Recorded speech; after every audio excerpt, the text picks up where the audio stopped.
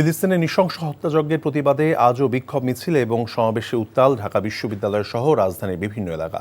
বিক্ষোভ সমাবেশ করেছে ঢাকা বিশ্ববিদ্যালয়ের শিক্ষক, ছাত্রদল, ছাত্র শিবির সহ বিভিন্ন দল ও সংগঠন। অবিলম্বে নিরস্ত্র ফিলিস্তিনিদের উপর ইসরায়েলি বাহিনীর বর্বর হামলা বন্ধের দাবি জানান তারা। আবির আহমেদের রিপোর্ট।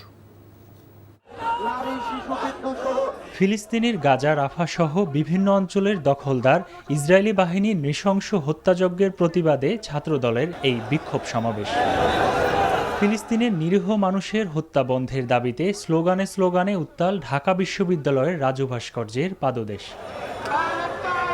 এ সময় বিএনপির স্থায়ী কমিটির সদস্য সালাউদ্দিন আহমেদ জানান, ফিলিস্তিনি জনগণের পাশে তার দলের অবস্থানের কথা। যতদিন পর্যন্ত ইসরায়েলি বর্বর আগ্রাসন বন্ধ না হবে ততদিন পর্যন্ত আমরা অবিরত বাংলাদেশ এবং সারা পৃথিবীর মানুষকে আহ্বান জানাবো। আমরা আমাদের প্রতিবাদ এবং নিন্দা আমাদের জানাতে থাকতেই হবে। ইসরায়েলের সমস্ত পণ্য আমরা বর্জন করব, তার মানে এই না যে আমরা কোনো ব্যবসায়িক প্রতিষ্ঠানে হামলা করব।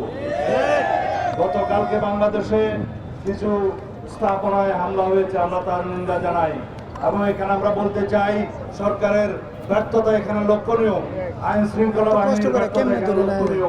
তাদের উচিত ছিল আগের থেকে এখানে সতর্কতা অবলম্বন করা, তাহলে বাংলাদেশের নামে এই বদনামটা আমাদের দিতে হতো না। ইসরায়েলি বাহিনীর হত্যাযজ্ঞের প্রতিবাদে ঢাকা বিশ্ববিদ্যালয়ের অপরাজয় বাংলার পাদদেশে মানববন্ধন কর্মসূচি পালন করেন শিক্ষকরা। অবিলম্বে ফিলিস্তিনে হত্যা বন্ধের দাবি জানান তারা। আমরা আরো বিশ্বের নিশ্চুপতা দেখছি।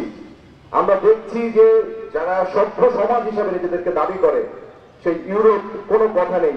মানবাধিকারের প্রশ্নে সবাই সজাগ, অথচ আমরা ফিলিস্তিনির ব্যাপারে তাদের যে ভূমিকা, আমি ধিক্কার জানাই তাদেরকে। এদিকে ইসরায়েলি বাহিনীর হামলার প্রতিবাদে রাজধানী শাহবাগ, প্রেস ক্লাব, বাইতুল মোকাররম, পল্টন এলাকায় বিক্ষোভ মিছিল ও সমাবেশ করে ছাত্র শিবির।